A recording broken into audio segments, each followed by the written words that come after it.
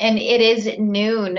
Thanks again, everyone, for being here. And welcome to the Maternal Health Echo, which is brought to you by the Center for Substance Use Training and Telementoring Center, or CSTAT, at Be Well, Texas, in collaboration with the Perinatal Psychiatry Access Network, or PeriPAN. My name is Brenda Macias, and I'll be facilitating our discussion today. A few quick housekeeping notes before we begin, just to help us with attendance. Please enter your name, your affiliation, and your email address into the chat.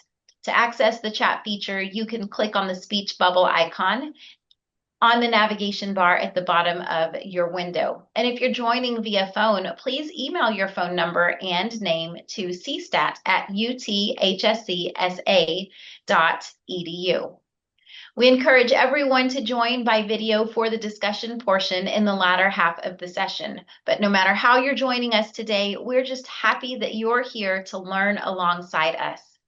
We ask you to please stay muted unless you're speaking, but we do encourage you to speak.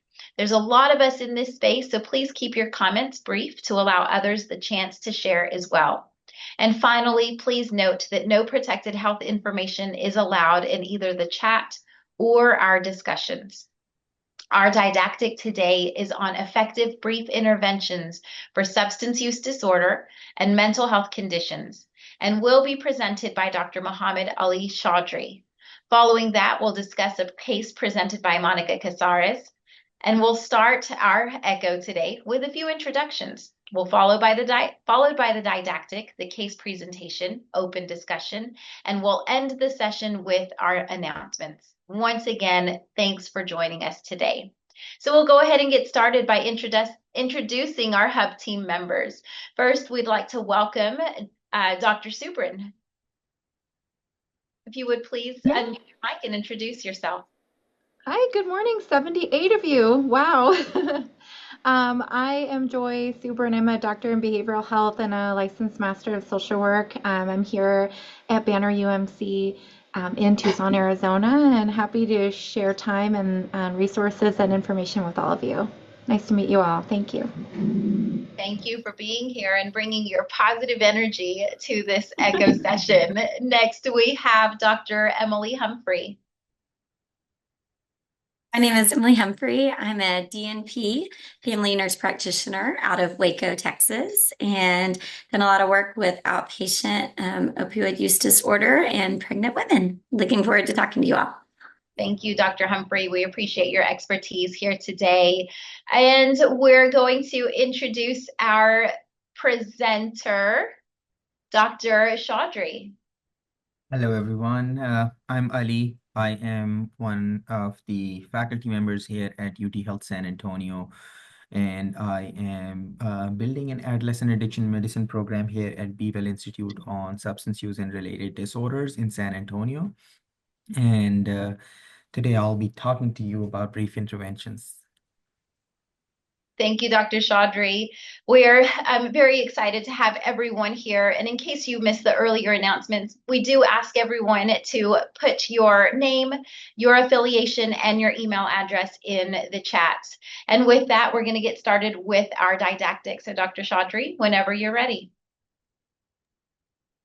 Perfect. So I'm going to start with sharing my screen, and hopefully it works good this time again. Worked good the first time, so. Okay, can everyone see my screen at this time? Yes. Perfect. So I'm trying to hope that bar from above goes away on its own. But let's start. So I'll be talking about effective brief interventions for substance use and mental health conditions today.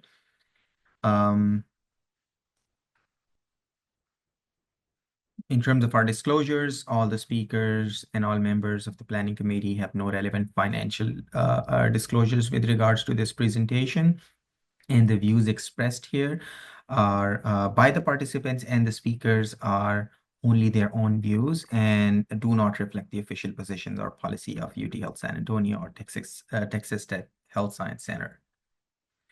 So in terms of our objectives today, by the end of this session today, I want everyone to be able to define what brief interventions are and describe their role in the spectrum of substance use treatment that we provide.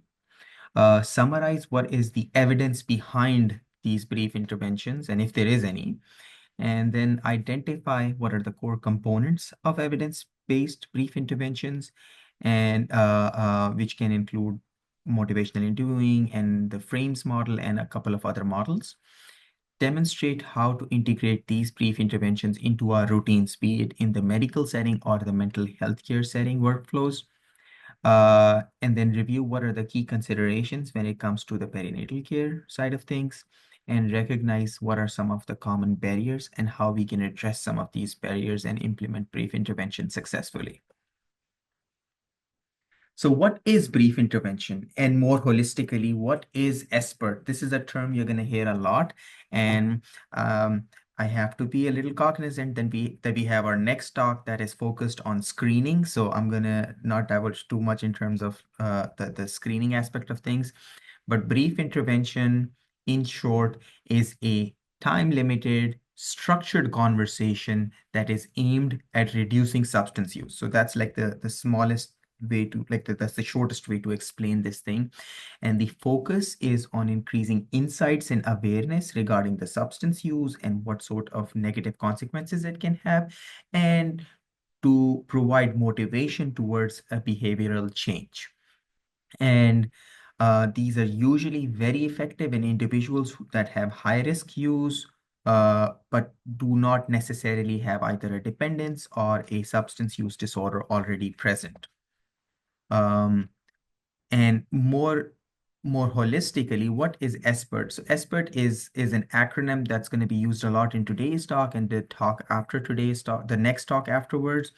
So it's an acronym that stands for screening, brief intervention, and referral to treatment. So this kind of sort of encapsulates what the primary care setting or the mental health setting can do. So the full spectrum of addiction care that they can provide. So they screen people, they provide brief intervention to people for which it is appropriate, and for people who are either dependent or are more likely to have a substance use disorder, refer them to treatment. This was an intervention that was developed by SAMHSA, and the idea was to create a public health model for early intervention. And this is again based on the principles of motivational interviewing, which most of us are somewhat aware of. So how does the SBIRT workflow work? So you provide universal screening using validated screening tools. So we have a lot of validated screening tools. And again, a lot of discussion around these tools is going to be had in the next presentation that we're going to have on the screening for substance use. But it includes the audit score, the DAS score, the CRAFT questionnaire, which is more appropriate for adolescents, and the 4Ps questionnaire, which is more appropriate for pregnant individuals. And then we have the second thing, which is brief intervention. So here it says it's like, 15 to 30-minute interventions, but there are certain frameworks of brief intervention that are as short as 3 to 15 minutes or so, in length. And basically, the idea is if you have problematic use that's not quite to the level of substance use disorder, you can provide these brief interventions to enhance their motivation to reduce that problematic use. And then the third step is referral to treatment. This is for high-risk individuals who probably either already have a substance use disorder or have dependence on the substance already developed, and you refer them to appropriate higher level of care. Another way to visualize this is in the form of this risk triangle. And so in the gray box, you can see universal screening. So this universal screening should be based on a validated questionnaire. More on this in the next presentation. But once you do screen them, you can put them in these different buckets. There are the low risk individuals, and when it comes to the context of pregnant women or perinatal time period, these are people who have no past or current use or low level of use that was there prior to pregnancy, but immediately after finding out that they were pregnant, that use stopped. For these low risk individual, you can just the intervention could be as little as just providing them some advice and giving them written pamphlets on the risk of substance use during pregnancy, in this particular instance, right? And then there is the moderate risk group, which are people who had either high risk use prior to pregnancy, or they have continued some low level of use during pregnancy, or they stopped their use late into the pregnancy. So this is an intermediate risk group. This is the group that we're going to be talking a lot about, because this is the group in which the brief intervention is supposed to be the most effective, which and the brief intervention is along the lines of motivational interviewing, and there's a couple of other frameworks that we are going to talk about. And it also includes regular, frequent follow-ups with the patient to make sure that they're on the right track. And then on the top of the pyramid, we have the high risk individuals who either have current high risk use, or they meet criteria for substance use disorder, or if you've not done the criteria, they are high risk to have a substance use disorder based on the screening questionnaire that you used. And these are the individuals that you want to refer directly to treatment immediately. So that's the workflow for SBIRT. Now, we talked about brief interventions, we've talked about SBIRT, but we really want to know what we're doing. Is that even effective? Does that even work, right? So here, I wanted to show you some evidence around the effectiveness of brief intervention for alcohol use. So we're looking at a meta-analysis. A meta-analysis is a study of studies. So you come up with a question, and you find all the published literature on that question, all the studies that have been performed on it. You collate all of that data and you analyze it. And that gives you a more robust understanding of a certain intervention, if it works or not, right? So in this particular meta-analysis, they looked at 68 different trials. So a lot of studies that they included in there, and it included 11 studies that were on pregnant women. So this topic that we are interested in the pregnant women, they did include a lot of studies that looked at that particular topic. And what did we find out from this meta-analysis?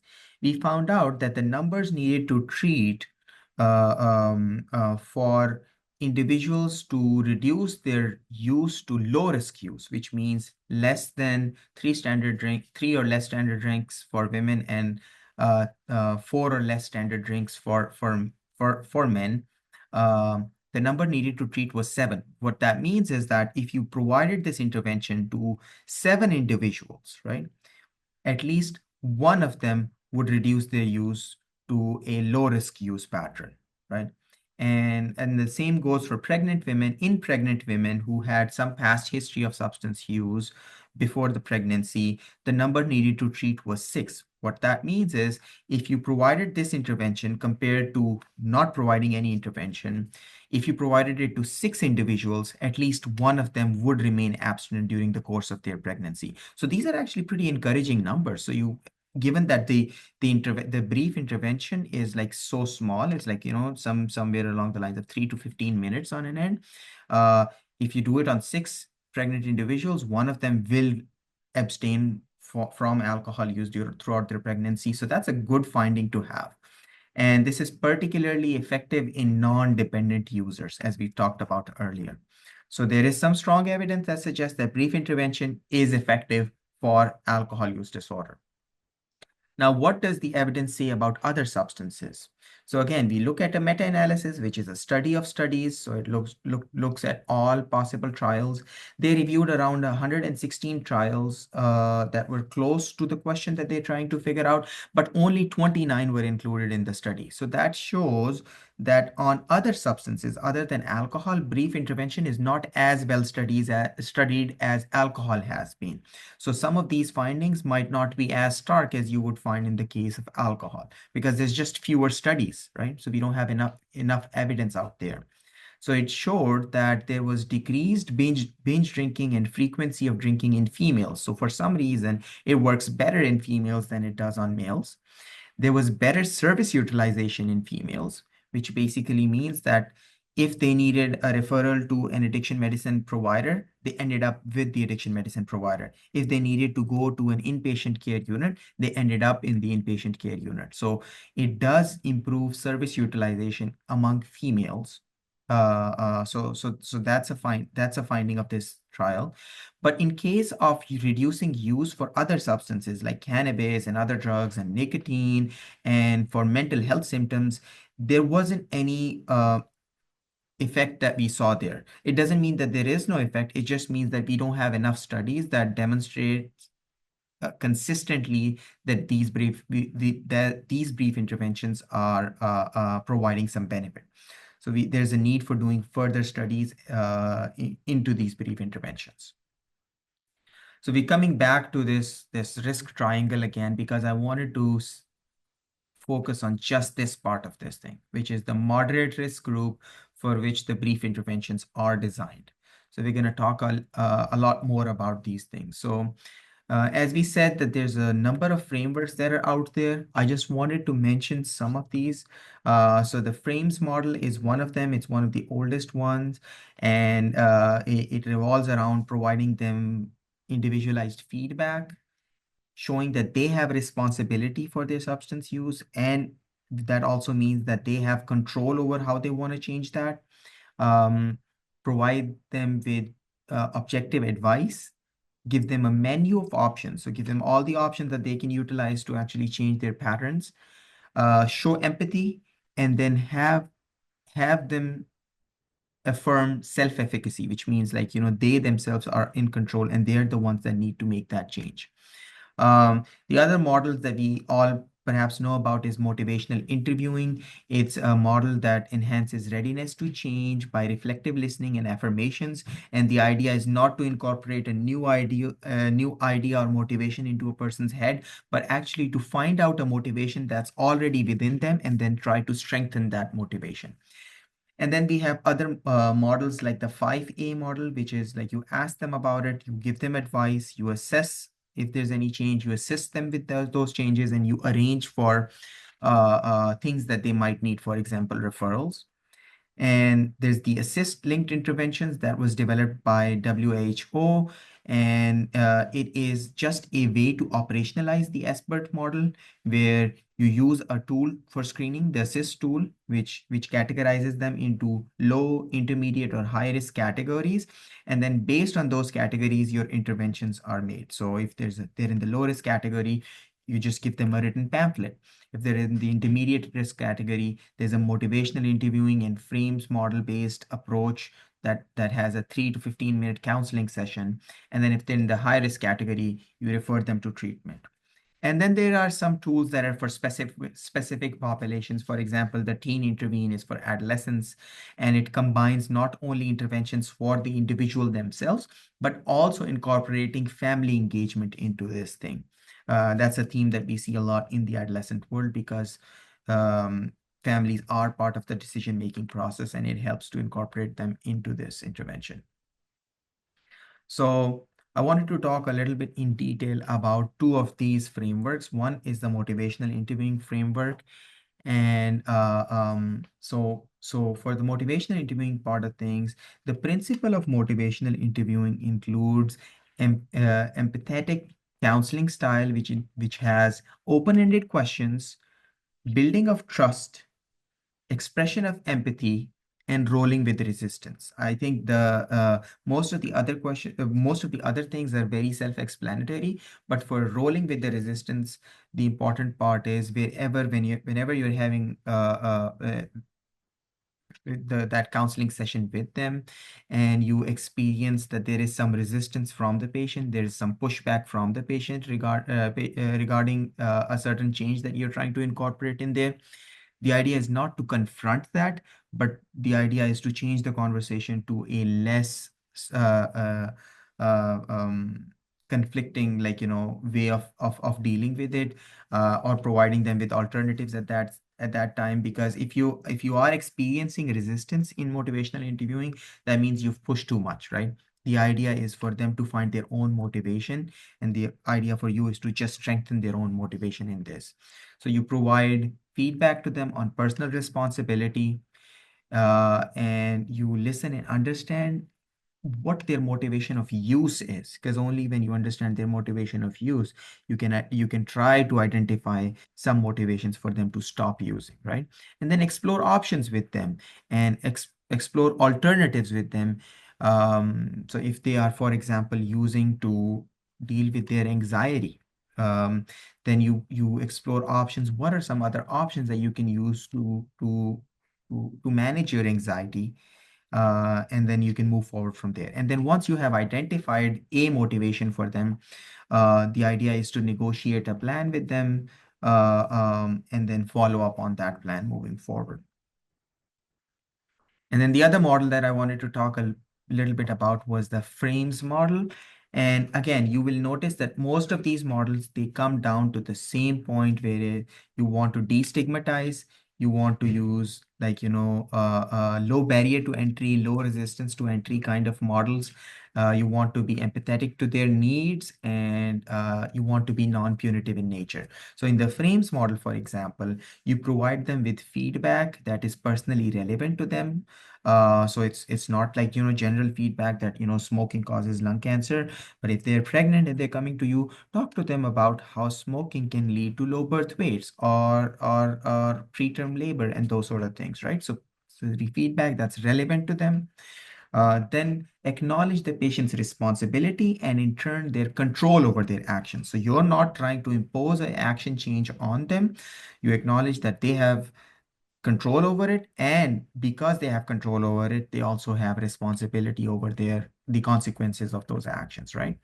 And then you provide them with objective and prescriptive advice, which means provide them with advice that is rooted in evidence, and provide them with advice that they can follow, that has some actionable item to that. So prescriptive advice is where you give them something that's actionable for them.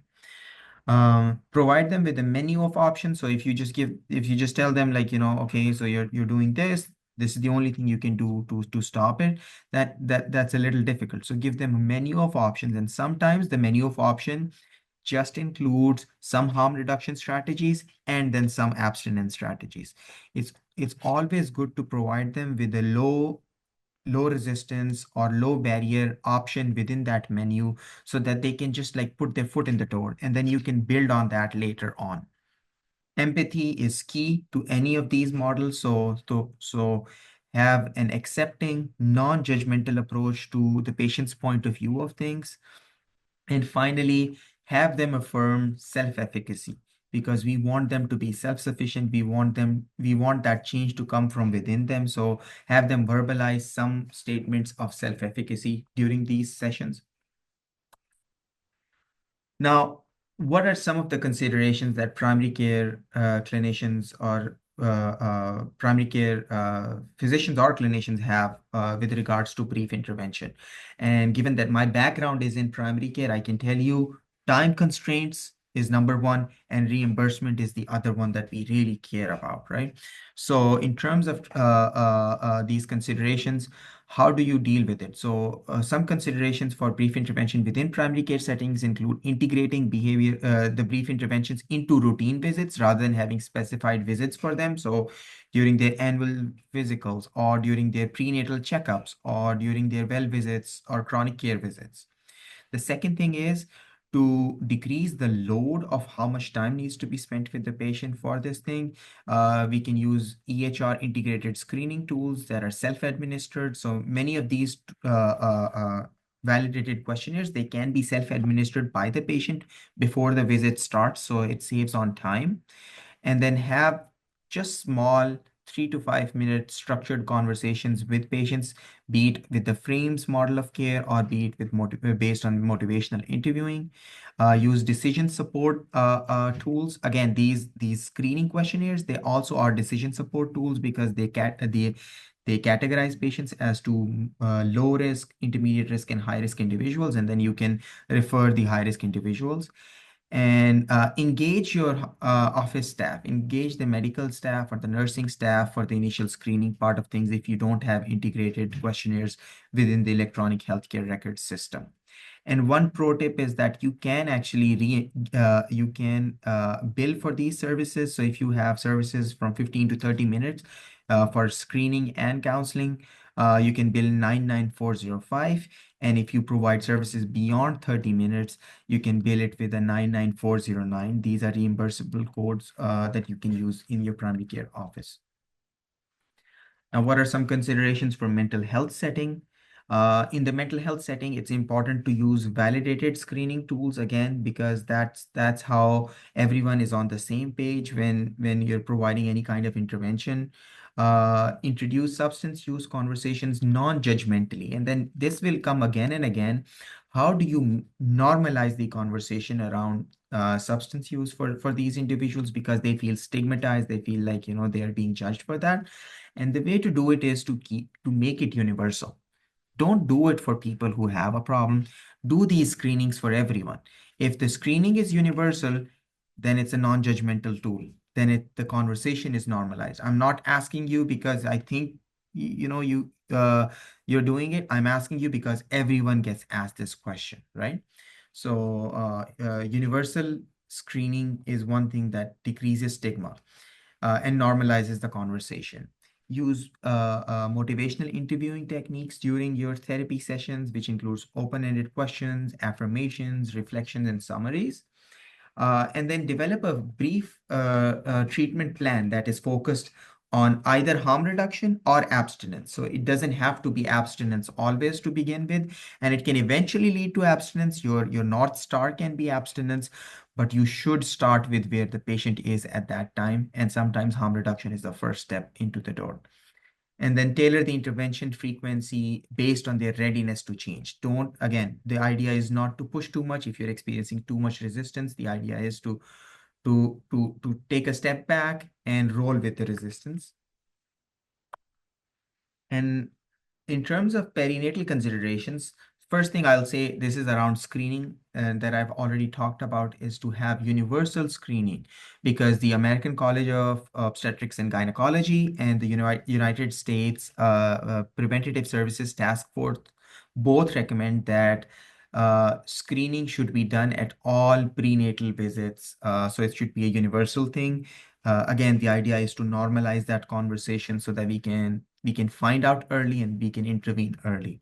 And then you can use non-stigmatizing tools such as the 4Ps, which is specifically for for pregnant women. The TA's questionnaires or the tweak questionnaires. Again, I'm not going to go into details of these questionnaires for screening because we have a dedicated talk on screening coming up next time.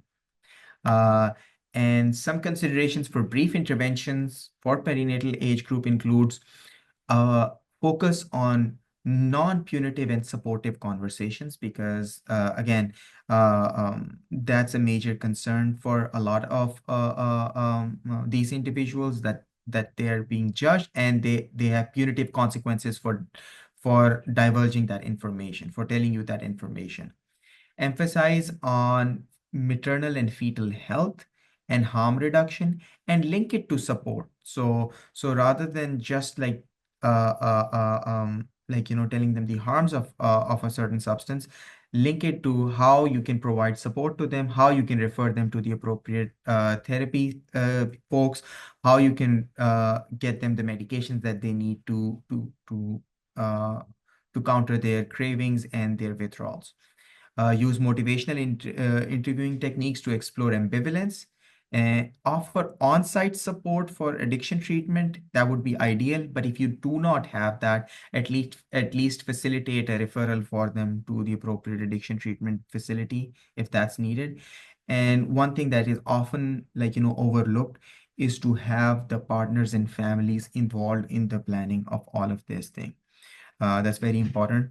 And a pro tip is that there are 23 states, unfortunately, in the US in which perinatal substance use is considered child abuse, and 3 of these states even allow for detention of pregnant individuals, which is not evidence-based. So you should know your mandatory reporting laws, local laws. In the state of Texas, thankfully, we do not have to report substance use during pregnancy, but if there is a case of overdose, we do have to report that. So it is very important to know your local mandatory reporting laws as a therapist or as a clinician. What are some challenges and solutions for it? So I'm going to actually read out one challenge first, and we're going to talk about solutions for them. So time constraint is one thing that we often hear about from clinicians, that they are limited in terms of time because there's a lot of other mental health things to deal with. There's a lot of other physical things to deal with, like in terms of like their medication management and their like, their screenings for other like, medical illnesses and stuff like that. So what can you do? You can use a team-based workflow in which not all the responsibility is on one individual. Perhaps the screening can be self-administered or can be done by the nursing or the MA staff prior to the clinician seeing the patient, and the brief intervention comes upon on the clinician to do it. And that way, if you divide the work into you among your team members, it becomes easy to operationalize it. The second thing is stigma and fear around punishment, and especially in the perinatal care group. And as I talked about, there are states that have involuntary, like, detention laws around it. So how can we do that? The American College of Obstetrics and Gynecology says that we need to normalize these conversations. We need to have universal screening so that it's for everyone. So it's not for one. We're not targeting individuals. It's for everyone, and it's easy for people to start that conversation. The third thing is limited access to follow-up treatment. So in this regard, this is the more difficult of the challenges to address, because then you have to build partnerships with local addiction programs if you don't have your own addiction programs. Or if you don't have local addiction programs, you always have the Peri-Pan network, you have Beeville, Texas. Both these institutes, they provide care across the state of Texas. So you have some level of support that you can get from these state level institutions. So take home points for today include: brief interventions are evidence-based for alcohol, and the evidence for other drugs is emerging, though there is more need for some work in terms of other substances. Uh, SBIRT is a scalable public health model that has shown some promise for substances and can be implemented in the primary care setting and in the mental health care settings. Multiple behavior brief intervention models exist, but most of them they focus on the same things, which is non-stigmatizing language, empathizing with the patient, and providing them with a menu of options, and then regular follow-ups. So choose a model that works for you, choose a model that works for your setting, and a model that works for the population that you're dealing with. And then the final thing is that implementation does require like some legwork in terms of changing your workflows and training your staff. So there is some initial investment in terms of your time that you need to do to implement these expert models into your care, into your setting of care. So I have included some resources here that you can actually utilize to implement these models. One of them is the Massachusetts General Hospital Center for Women Mental Health, and that has like a complete model of SBIRT that you can implement in a perinatal setting. Then I have the Association of Maternal and Child Health Program that also has an SBIRT model. And then I have a more general model through the WHO. So the WHO has the assist-linked brief intervention model that can be implemented in any setting. So it is more adept to being adopted in a primary care or in a mental health setting. And I thank you all for your time, and I am open to questions. Thank you, Dr. Chaudhary, for the didactic and the information. We've had quite a few comments in the chat already, many of them about mandatory reporting. And we have one question from Valerie Zapian. Valerie, would you be willing to unmute your mic and ask your question aloud? I was just wondering if there's a script that you follow, kind of talking about like opening up the conversation to the fact that in Texas, you're not required to report the use, but if there's overdose, you know, because it kind of leads to them to know, oh, so as long as I don't tell you that I'm overdosing, Yeah, and that I mean, the defeats thing the is, purpose. I think that's a good point. I think in Texas, like they won't be able to tell you if they're overdosing. If they're overdosing, they're going to end up in the emergency room or like the hospital. So most of the time, the overdoses are reported in the ER settings, and it's the ER folks that are reporting those overdoses. You do not have to report an overdose in the past. You have to report the overdose when it happens, right? So it's not like they had an overdose 4 weeks ago when they went to the ED for that, got Narcan for that. The paramedics and the ER physicians were responsible for reporting that overdose, right? So your responsibility is if they overdose in your clinic. Now that's like an incident that needs to be reported. And the substance use in this setting. So that's a good point to make, that you if you tell me about your substance use, I'm not required to report it to anyone, and that conversation remains between us, and it has the same level of the same HIPAA laws apply to that as any other conversation that you have with your healthcare provider.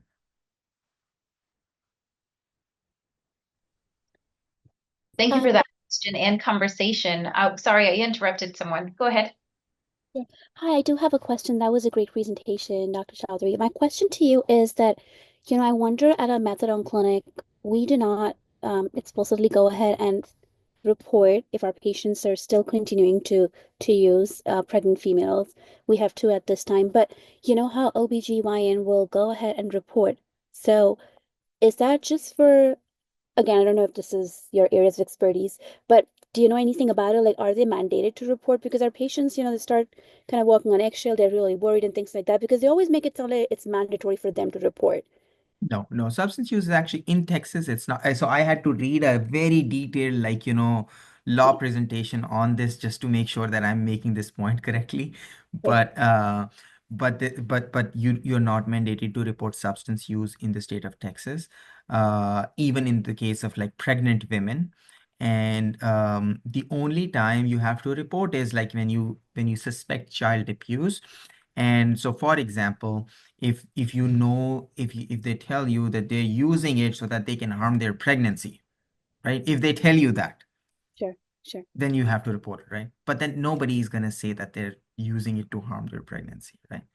So that becomes the different conversation then, because then that's like child abuse, and that needs to be reported under a different umbrella, not so yes. And that same goes for overdose. So when you are reporting an overdose, you're not mandated to report it as like a child abuse consequence or anything like that. Just because there is you have to report overdose for anyone, not just pregnant women in the state of Texas. So when you report it, you don't have to write the intent of their overdose, that if they were overdosing to harm their pregnancy or anything like that. You don't have to divulge that information in that report even. So if you find out, then you have to report just the overdose that happened if it was recent, right?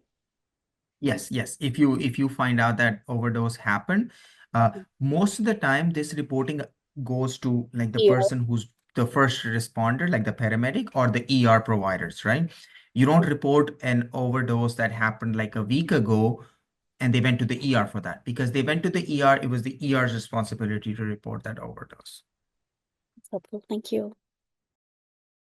Quite a few more comments coming into the chat and some questions as well. So I'm going to ask Sandra to unmute her mic and ask her question aloud.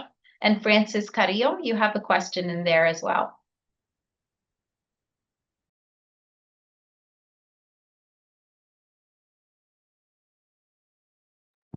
Yes, I'm I guess reading I some. can go. Sorry, go ahead. Go ahead. Yes, so my question was, I guess, what's a good resource that I can reference, like for the state laws in Texas? So as I mentioned in my comment, we work with mothers in recovery, either pregnant or postpartum, and sometimes, especially with our pregnant moms or at the delivery, they have had CPS reported due to a history of use. And this goes back as far as 5 years, is what the hospital social worker has told me. And this has been a big contradicting, especially with us being able to advocate for our participants. When they're saying they're not actively currently using, there's no positive results, there's nothing of that. So what would be a good way to, I guess, again, advocate and reference? Oh, I believe you're muted. Sorry about that. I was talking and I was muted. So I did share a link with you guys, and it's also in my presentation, like in the references to my presentation. And this provides like answer to this particular question about like substance use around pregnancy. So that should that should cover that. But again, like, I think there are certain, like, follow-up questions that are in there in terms of, like, documenting, and if you get subpoenaed and stuff like that. That is definitely not my area of expertise. I would refer you to, like, like a medical legal, like, like a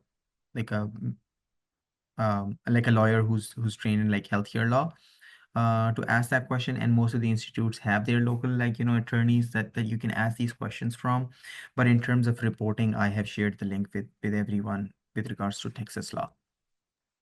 I will say this too, just to speak into this overarching question.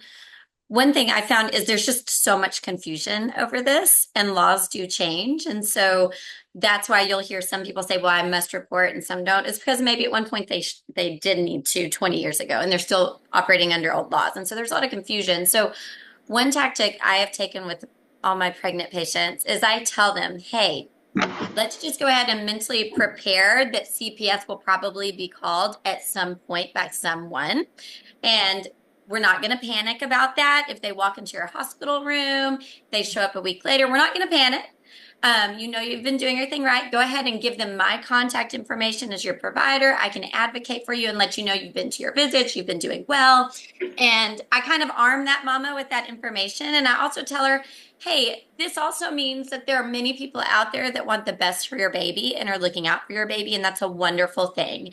And so all we need to do is be ready for that and answer the questions and give my information. And I find that kind of like just takes the anxiety down. And so they're ready for it when it happens, because there's no way everyone can understand all this. We do this for a living and we still are confused, right? So I agree, Dr. Humphrey. Dr. Humphrey, I think that part of any of those mixtures of models in building trust is being honest with your patient that here is one player that will be involved. Let's prepare for it.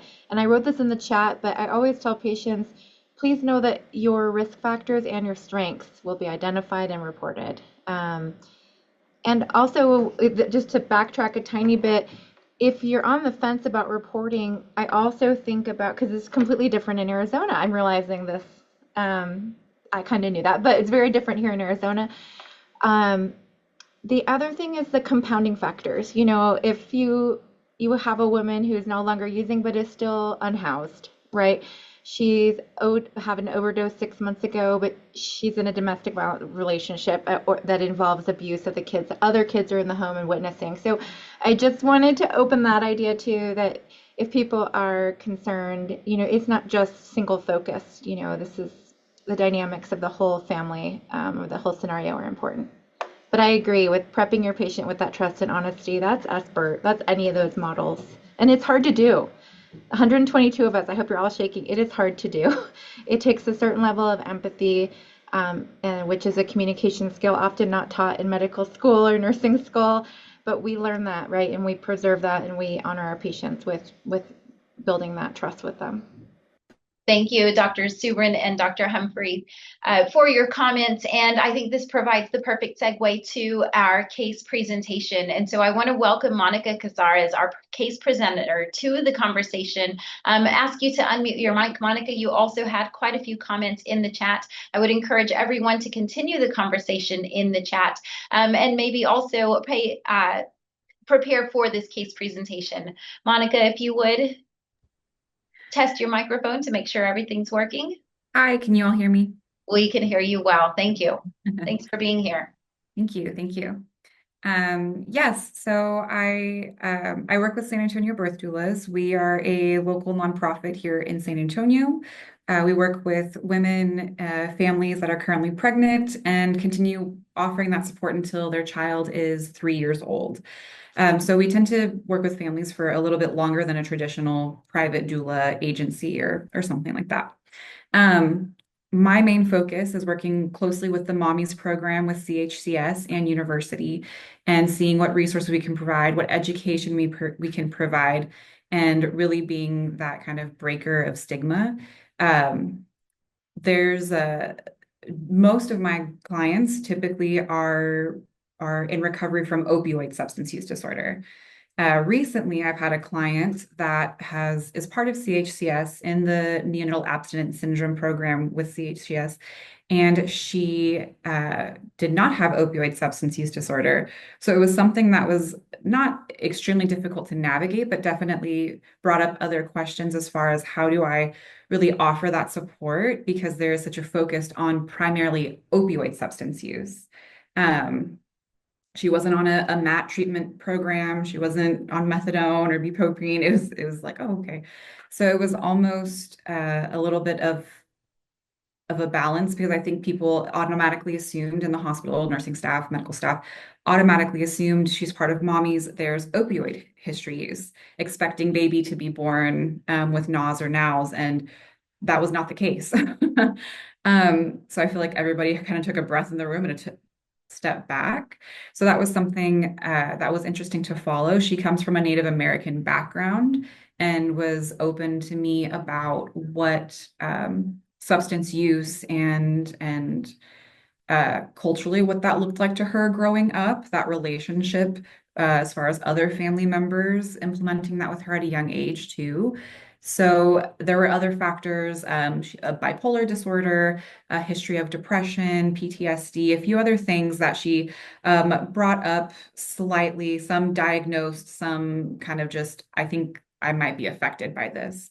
So I guess one of the questions was, when we are working with clients that have a history of methamphetamine uses versus opioid uses, if anybody had any other resources or insight on how to support that and link that, because it's still supporting someone in recovery who's pregnant, in the laboring space, but it is a little bit different than just working with opioid substance use disorder, and kind of what that postpartum recovery journey looks like as well.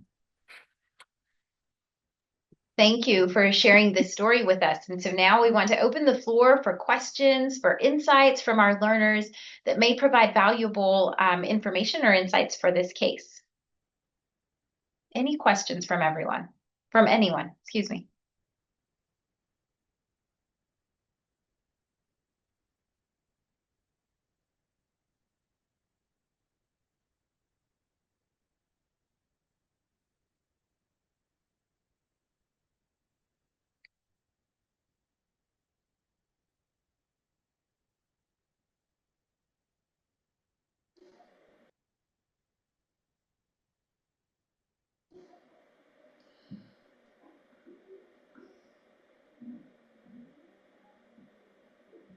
Does your patient have other children? The case that we're talking about? She does. This is baby number 6. However, 5 are not within her care. Okay. I believe for the 2 younger ones, there is a potential for reunification. And then the 3 older children have she's lost full custody of, and they're within family care, which is nice because she still has a relationship and a bond. One of the concerns she actually expressed to me was, and this was the differing factor I think that caught me off guard, was with opioid substance use, we see generally patients or clients are on a MAT program and they're followed and kept up with regularly for years afterwards. With methamphetamines, she's like, after I'm discharged from here, I mean, what's my plan? I'm like, I don't know. I want to give you a straight answer. Also, as far as our scope of practice as doulas, we're community doulas. We don't necessarily have we might have different backgrounds of education, but within our scope of practice, we don't do medical, we don't do licensed professional counseling one-on-one as just doulas. So we kind of get caught in this like, my services stopped kind of here, but I want to continue that journey for her. But she was a little bit like, who's going to keep checking up on me after my 6-week postpartum visit with my OB and after I get discharged? There's not a level of accountability held with her. And I did tell her, as our program for postpartum services, we can continue that. But if there are other services or areas to look into, I'd love to hear insight for that, to report back to her. We have quite a few comments and questions in the chat, one of which I think is important from Dr. Alog. Has she had a sober prior pregnancy? Yes, she has. Um, and then mostly due to incarceration. So it's also a differing factor there too, as well. Yeah. And maybe I Yeah. missed this, but I wonder, does she have a mental health diagnosis? Like, is she enrolled with psychiatry, or has she ever seen a psychiatrist or things like that? Yeah, so she does work with a psychiatrist for bipolar disorder, and for depression. Mhm. It's interesting when people are consistently using stimulants, right? They probably say it's lack of focus and attention, and they usually either have depression or it's bipolar. I'm not saying it's always, but one of the two or whichever other, and they self-medicate for those symptoms. If they're not treated the way they should be, or the right medication, I guess they would continue to use. So I wonder if she's on medications, and there's safe medications even when you're pregnant, right? Or even when you're postpartum. So I'm wondering, is she on medications or? And I heard that it's not your areas of expertise. I was just wondering if you're aware if she's on Yeah. medications. She is, and I think that's something that she's hoping to breastfeed as well and continue that journey too. And we're working with her on making sure that she's educated on being able to give her the LactMed, .com or .org website to say you can actually plug in your medications and see what is safe. And generally just be open with your care providers about your choice to breastfeed and how they can support you. They'll do their best to make sure they give you safe medication. So also really reinstilling that trust and that kind of choice and autonomy for her, I think is something that is a little bit, it's so strange to say because both, cases of people being in recovery, but one from opioid substance use, where I'm so familiar with working with mothers who are in recovery from that versus methamphetamine. So it's a little bit different in some areas. One last bit, is Mm. she religious? Like, does she like going to church or meetings, AA, any online? Is she in any of those? Is she connected with those? Or She did she she come does to have it? a church group that I think she is close with, um, which I'm hoping that once she is discharged, she's returning back to that. She has mentioned previous to wanting to become a pastor, and I'm Okay. like, I love that for you. So kind of exploring other areas of how she can like fill that cup for her too. I guess you guys are great. And Sorry, go ahead. yeah. Yeah, no, Monica, I think this is definitely a good question you raise here that, when a person comes in with opioid use disorder, first of all, we have like amazing medications that work so well for that. And then we have like good follow-up and like, we continue to like, follow their tail for a while. But when it comes to methamphetamine use, first of all, we have medications we give, but we don't have like anything that's equal to a Suboxone or like a methadone for opioid use disorder. We just don't have that right now. But the second part is something we need to do better, which is good follow-up for these people, because the most effective intervention for stimulant use is actually uh, um, providing them with contingency management, which is like positive reinforcers immediately with some positive behaviors, like and we just don't have enough of those programs across the state of Texas or in the US for that matter. um, I don't know how technologically like savvy she is, but there is an app called the V-Connect app. This is a contingency management app. So they do have like groups in there. They have like, positive reinforcers. And there is a V as in like WEV, not with a V, the alphabet. So V Connect app, and so they do provide like this contingency management treatment. There is a freemium version of the app that they can use, in which they can like go into the groups and all those sort of things.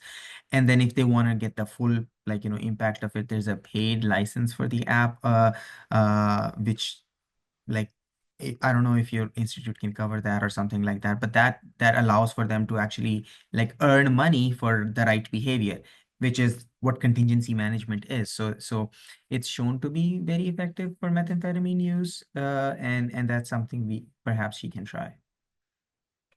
And thank you, Dr. Wright, for sharing that, for sharing the link. Yes, thank you everyone for your comments and suggestions. Monica, there are several in the chat that I invite you to read and review. It's now 12:54. This has been a great conversation, but in the interest of time, we do have to move to some brief announcements. We will continue taking those comments and questions in the chat and invite you to share those. To receive credit for today's session, participants must have an active account with the Texas Tech University Health Sciences Center Office of Accredited Interprofessional Continuing Medical Education Office. For specific questions about CME credits, please email or call the TTU HSC CME office. And we ask that you let us know how we're doing by completing our evaluation. You can scan the QR code, which is on the screen right now, or you can click on the link that is in the chat. This evaluation will be available until Wednesday, May 19th. Again, if you have your account already set up with the CME office, you can use the text in attendance feature with the code 39646. Now, this text code is only available until 11:59 p.m. today. Please remember that in order to receive CME credits, you do have to have that MyPortal account set up with the TTU HSC CME office. Do you have a difficult case that you or your team have encountered? Well, CSTAT offers you the opportunity to present any challenge your organization is encountering and to receive feedback from our hub of experts and broader learning community. Now, there's no need to prepare a formal presentation. We'll just provide a case form to fill out to assist with your case presentation. You can email us at cstat@uthcsa.edu.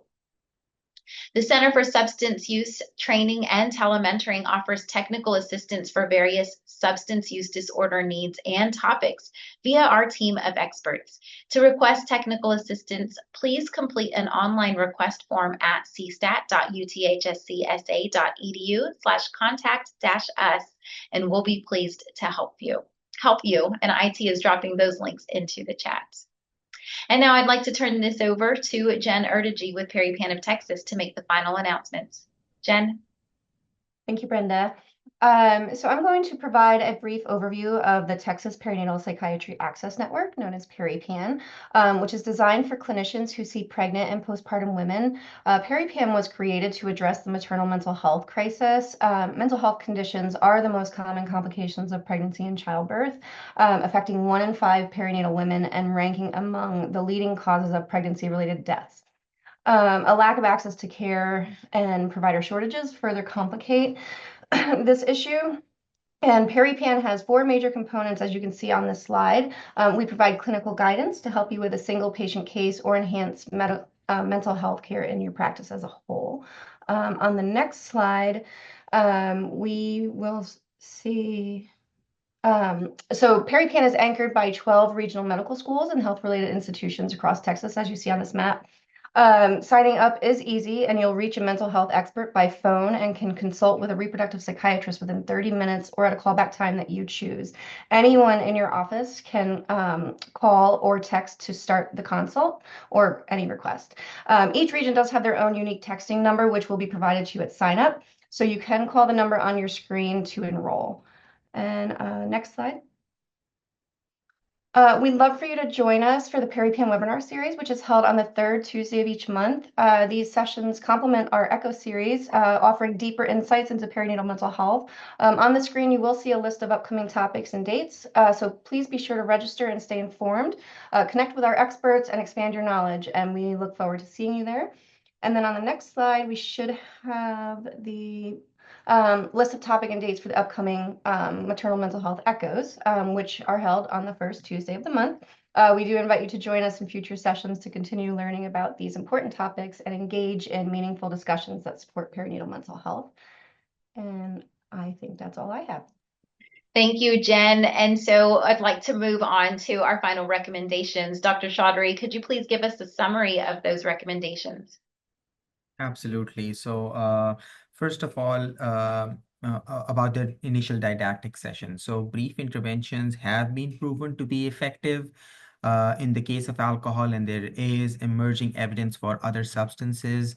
So, this is a good and low barrier intervention that everyone in the mental health sphere and the primary care sphere can incorporate into their practices to deal with substance use early on, and it's a good form of early intervention. There are different models for brief interventions, and most of these models, they focus on empathetic learning, non-stigmatizing language, finding self-efficacy within patients, and many of these models are just brief, as little as 3 to 5 minutes per interaction. And it does take a concerted effort to change your workflows to integrate these models within our scope of practices. And there are specific models for the perinatal period that can be incorporated, and it should be combined with screening and referral to treatment. So the full spectrum is SBIRT, or screening, brief intervention, and referral to treatment. And we're going to talk more about screening in the next didactic session. And finally, for the case discussion, unfortunately, we don't have good medications for methamphetamine use disorders, but we definitely should not have bad follow-up for that, because there's no excuse for that. And there are resources out there like the WeConnect app that can be utilized for contingency management, which is an effective treatment for methamphetamine use disorder. Thank you, everyone, for participating in our maternal health echo, and thank you for staying this extra minute with us. As a reminder, to earn CME credits, please complete the evaluation using the link that's been provided in the chat. If you have a case or scenario that you'd like to share, please email the CSTAT team. We look forward to seeing you again at our next session on Tuesday, June 3rd at 12 p.m. Central Standard Time. Have a great rest of your day, everyone. Thanks for joining us. Bye-bye.